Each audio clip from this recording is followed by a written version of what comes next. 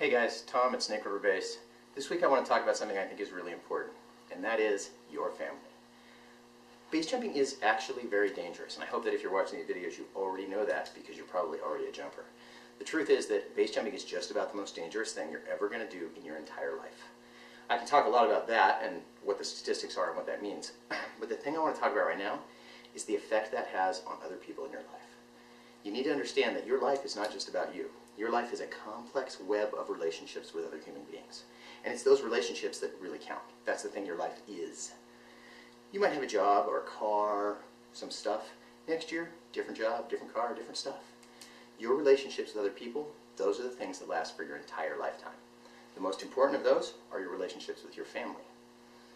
Unfortunately, earlier this week, I sat down with the family of a jumper who had died jumping, and they were having a lot of trouble dealing with what had happened, at least partly because the jumper had done a fairly poor job of telling them what the jumper was doing, keeping them in the loop, letting them know what was going on. So the jumper's death came as something of a shock to them, and they're having a lot of trouble grasping and dealing with the realities of base jumping. It's important that you take care of your family by talking to them. I or some other jumper or one of your other friends should not be left trying to explain this all to your family. Your family is important to you, and you're important to them. And that means they need to be kept in the loop on your base jumping and other activities that you're doing, because this is potentially very dangerous. That means you need to sit down and talk to them about this. I realize that's very difficult, and I realize that it's a very hard thing for most of us to do. But the truth is, it's a lot harder to do it from a hospital bed than it is to do it when you're happy and fully functional walking around. And it's impossible to do it after you've gone in. Every one of us should, in writing or on video or in person, or better yet, all of those things, talk to our family about base jumping.